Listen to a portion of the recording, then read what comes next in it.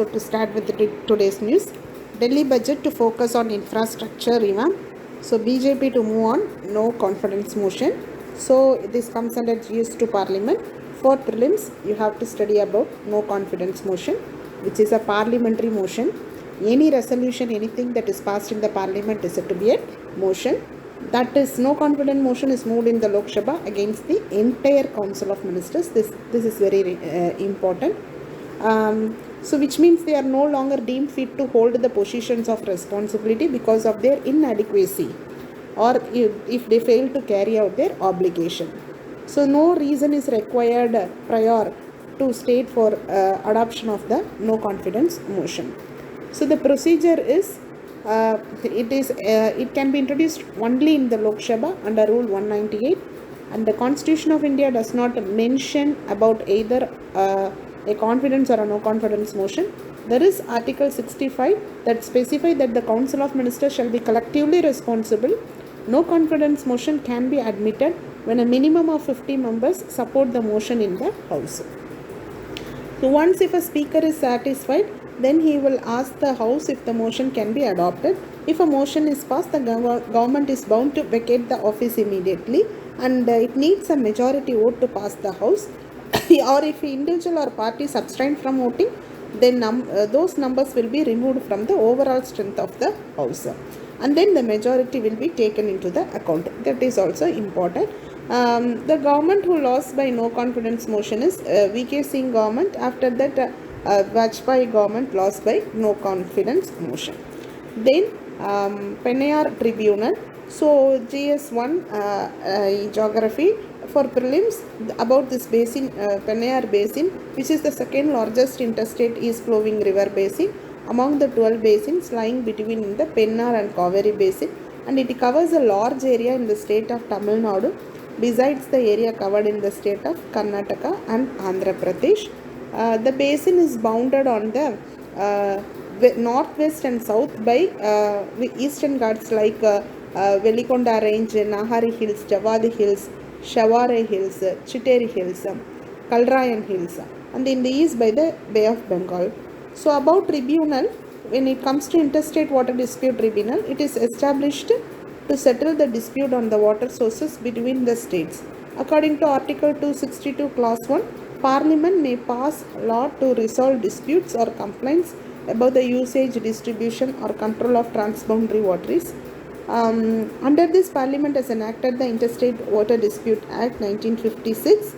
So the state can approach the central government to constitute the tribunal for solving such kind of disputes through consultations. And there are also constitutional provisions. Water is included in the state list entry 7. That includes water supply, irrigation, canal, drainage, embankments, water storage and water power. Union government is empowered by the entry 56 of Union list to regulate and develop interstate river and river valleys. So the Parliament declares to be in the public interest. If there is an event of dispute over water, Article 262 states that any disagreement or complaint about the usage, distribution of water, then that would be adjudicated by the Parliament by law. Parliament can declare that neither the Supreme Court nor any court has jurisdiction over that particular issue. The exclusive jurisdiction lies with the Parliament. So Interstate River Water Dispute Act 1956 was passed under Article 262 of the Indian Constitution to handle water dispute arising from the usage, control and distribution of interstate river. Next, Election Commission proposal to allow e-postal ballot for overseas voters, that is under review, says Law Minister. So this comes under GS2 Election Commission. So we have categories of electors in India like general electors, that is who have electoral photo ID card that will be issued for them. Overseas NRI elector, for them no ID card like it will be issued, and service elector is there. So service voter is citizen who belonging to the armed force. They can also vote through the option of postal ballot or proxy vote, and they are classified as service voters. Proxy voters shall have to be an ordinary resident of the constituency. He need not to be registered voter of that constituency. he must not be qualified to be registered as the voters. It was current voting process for overseas voters. It was actually through RPA Act 2010. NRIs who stayed abroad beyond 6 months, they were allowed to vote, but only they have to come in person at the polling station where they have been enrolled.